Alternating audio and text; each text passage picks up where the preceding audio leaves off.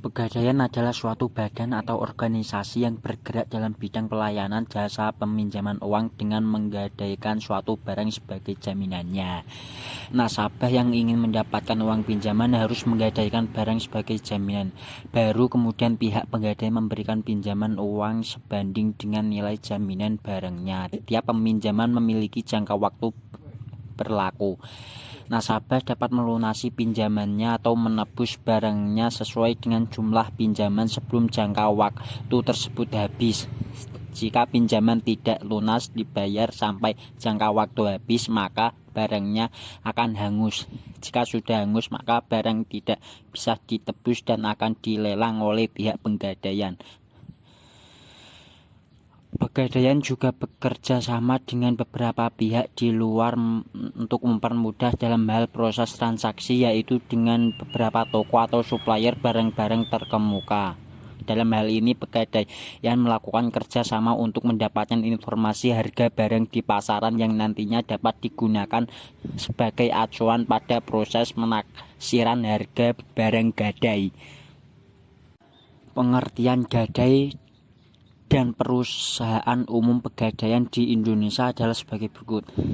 Gadai menurut Kitab Undang-Undang Hukum Perdata pasal 1150, gadai adalah hak yang diperoleh seorang yang mempunyai piutang atas suatu barang bergerak.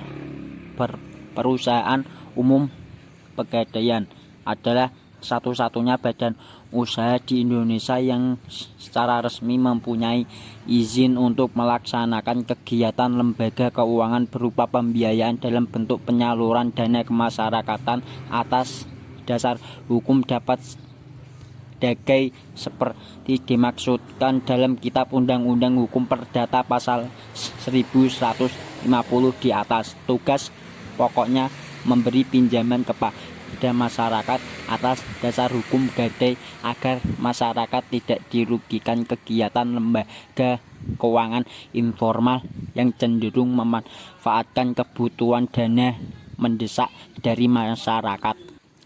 Tujuan pegadaian: 1. Turut melaksanakan dan menunjang pelaksanaan kebijakan dan program pemerintah di bidang ekonomi dan pembangunan nasional pada umumnya melalui penyaluran uang pinjaman atas dasar hukum gadai. 2. Pencegahan praktik ijon, pegadaian gelap, riba, dan pinjaman tidak wajar lainnya. Agar tercapai apa yang menjadi tujuannya, pegadaian perlu melakukan upaya strategis, yaitu 1. Melakukan penelitian melalui lembaga keuangan formal atau informal yang melakukan praktik pelepasan uang mempunyai tujuan dan misi yang sama dengan pegadaian. Hal ini dimaksudkan untuk mengetahui kelebihan dan kelemahan lembaga tersebut dalam melakukan operasinya. Cara ini memang membutuhkan sumber daya dan waktu yang cukup besar dan lama, namun pemberian cakrawala tentang aktivitas pelepasan uang dan menjadi dasar pemikiran dalam menyusun strategi selanjutnya. 2. Reorientasi pasar. Dalam mengembangkan sayap usahanya perlu melakukan reorientasi pasar karena pegadaian berkonsentrasi pada daerah perkotaan di Jawa. Namun dalam perwujudannya tetap berpegang pada prinsip efisien, artinya tidak harus membangun kantor secara fisik tetapi bekerja sama dengan perusahaan yang bergerak di bidang gedung perkantoran. Dengan demikian waktu dan dana yang dibutuhkan untuk merealisasikannya relatif cepat dan kecil. C. Kegiatan pegadaian. Ada 1. Menghimpun dana yang diperlukan oleh perum pegadaian untuk melakukan kegiatan usahanya berasal dari A. Pinjaman jangka pendek dari perbankan, B. Pinjaman jangka pendek dari pihak lainnya, utang kepada rekan, utang kepada nasabah, utang pajak, biaya yang masih harus dibayar, pendapatan diterima di muka, dan lain-lain. C. Penerbitan obligasi. Sampai dengan 1994 Perum Pegadaian sudah 2 kali menerbitkan obligasi yang jangka waktunya masing-masing 5 tahun. Pertama pada tahun 1993 sebesar 25 miliar rupiah dan kedua pada tahun 1994 sebesar 25 miliar rupiah, sehingga pada tahun 1994 total nilai obligasi yang diterbitkan sebesar 50 miliar rupiah. D. Modal sendiri.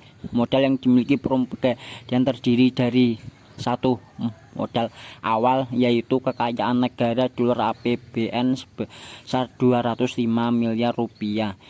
2. Penyertaan modal pemerintah. 3.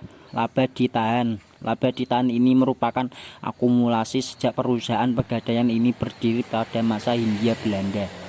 2. Penggunaan dana. Dana yang telah berhasil dihimpun kemudian digunakan untuk mendanai kegiatan usaha perum pegadaian. Dana tersebut digunakan untuk hal-hal sebagai berikut. A. Uang kas dan likuid lain. B. Pembelian dan penggadaian berbagai macam bentuk aktiva tetap dan inventaris. C. Pendanaan kegiatan operasional. D. Penyaluran dana. C. Investasi lain.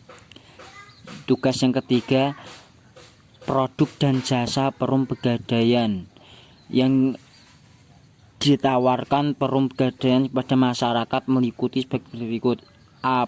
1. Pemberian pinjaman atas dasar hukum gadai. B. Penaksiran nilai barang. C. Penitipan barang. D. Jasa lain. Oleh portal Perum Pegadaian 2005-2009 menjelaskan bahwa produk dan layanan pegadaian sebagai berikut. 1. Kredit cepat aman. B. Kredit angsuran sistem fidusia. C. Kredit angsuran sistem gadai. D. Gadai syariah. E. Jasa taksiran. F. Jasa titipan.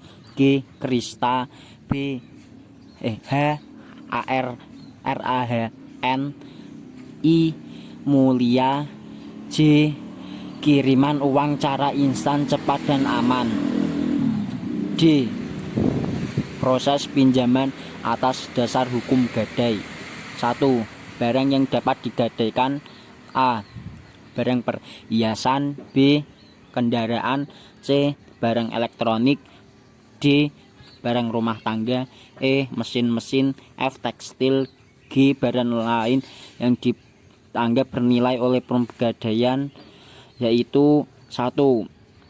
Binatang ternak. B. Hasil bumi. C. Barang dagangan dalam jumlah besar. D. Barang yang cepat rusak, busuk atau susut. E. Barang yang amat kotor. F. Kendaraan sangat besar. G. Barang-barang seni yang sulit ditaksir. H. Barang yang sangat mudah terbakar. I. Senjata api, amunisi, dan mesiu. J. Barang yang disewa belikan. K. Barang milik pemerintah. L. Barang ilegal. Itu 2. Penaksiran.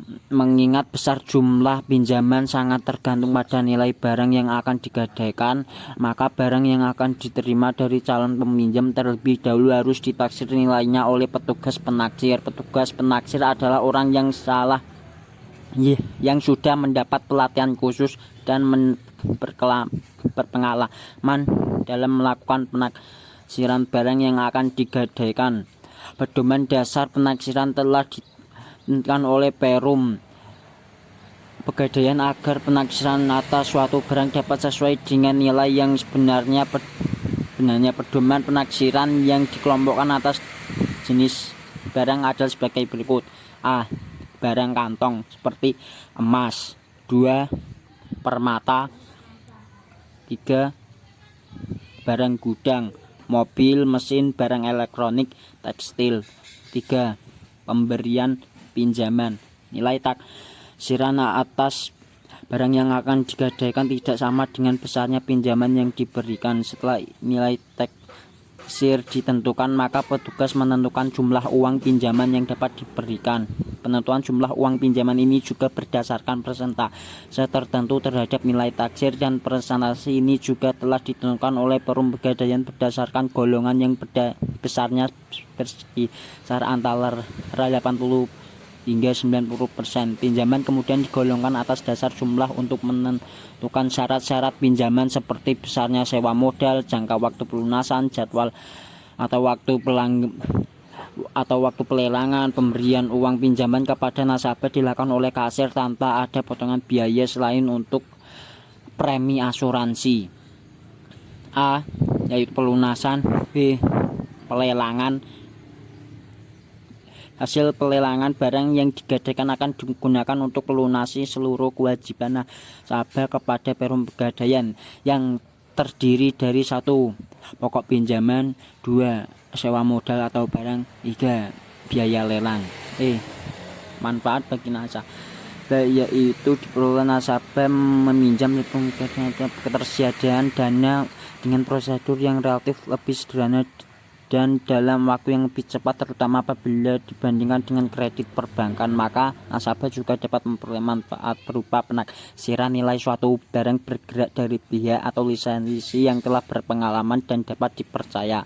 B. Penitipan suatu barang bergerak pada tempat yang aman dan dapat dipercaya. Manfaat bagi Perum Pegadaian yaitu penghasilan yang bersumber dari sewa modal yang dibayarkan oleh peminjam dana. B. Penghasilan yang bersumber dari ongkos yang dibayarkan oleh nasabah memperoleh jasa tertentu dari Perum Pegadaian. C. Pelaksanaan dari misi Perum Pegadaian sebagai suatu badan usaha milik negara yang bergerak dalam bidang pembiayaan berupa pemberian bantuan kepada masyarakat yang memerlukan dana dengan prosedur dan cara yang relatif sederhana. Berdasarkan peraturan pemerintah nomor 10 tahun 1990, laba yang diperoleh oleh Perum Pegadaian digunakan untuk A. Dana pembangunan semesta 55%, B. Cadangan umum 20%, C. Cadangan tujuan 5%, D. Dana sosial 20%.